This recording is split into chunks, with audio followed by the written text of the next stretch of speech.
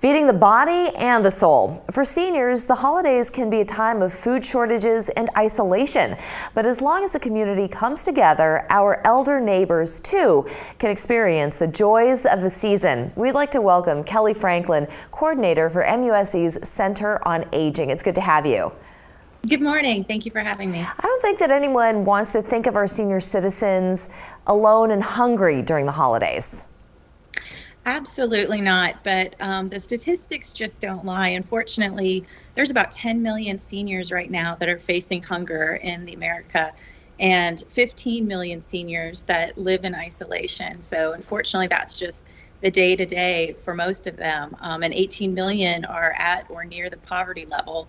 And unfortunately, with all the baby boomers continuing to age, by 2050, it looks like those numbers could be doubled. Oh, goodness gracious. Yes, because they are on a fixed income. They often survive off of their Social Security, food stamps. There are myriad ways in which they survive, but they're not thriving. And let's talk a little bit about isolation, because that is detrimental to their health. So not only is hunger certainly, but isolation.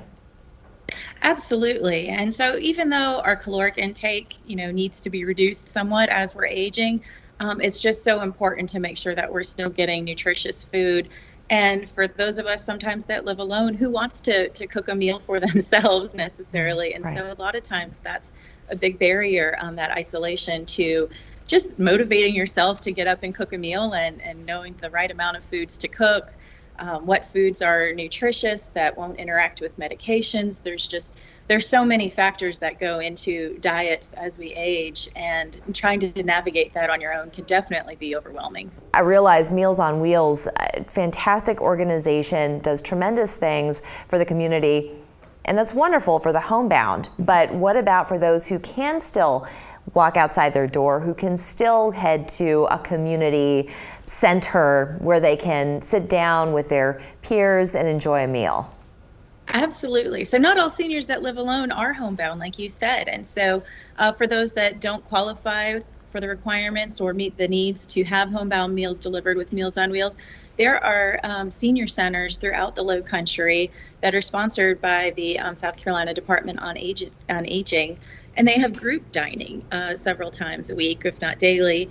And those opportunities allow them to go share a meal with a lot of their friends that may join them as well. If they have caretakers, they're invited to join them for meals. And dining is such a social thing, and plays such a big part on our well-being. So those types of programs are just tremendous, and not everybody knows that they're available to them. And before we get into a big event that you're going to be having pretty soon, can you tell us real quick what MUSC's Center on Aging does, who they serve, and what programs are available for people? Absolutely. The Center on Aging is under the Provost's office, and we actually try to coordinate efforts on the research side throughout the state that involve any type of aging research. We promote Student Research Day. We just had that last week, where we presented a special aging award, trying to encourage researchers to study aging-related illnesses, effects like that. We also are a huge involvement in the community. So I'm the PR chair for the Low Country Senior Network as part of our community involvement. And so we work with activities that promote nutrition for seniors, transportation, all kinds of things throughout the year. Oh, that's great. All right, well, let's talk about the Holiday Harvest Gala, shall we? Where is this taking place, when, and how do people take part? Absolutely. So we are striving to continue to support Meals on Wheels of Charleston. This will be our 5th anniversary, and it's going to be at the Cooper River Room on November 19th, which is a Friday, from 6 to 10 p.m.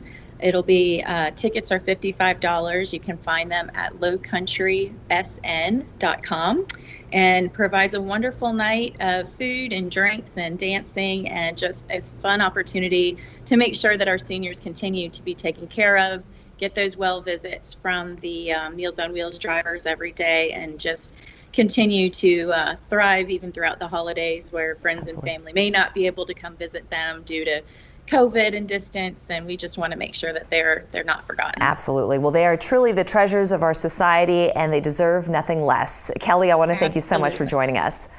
Thank you so much. I appreciate it. We are back after this.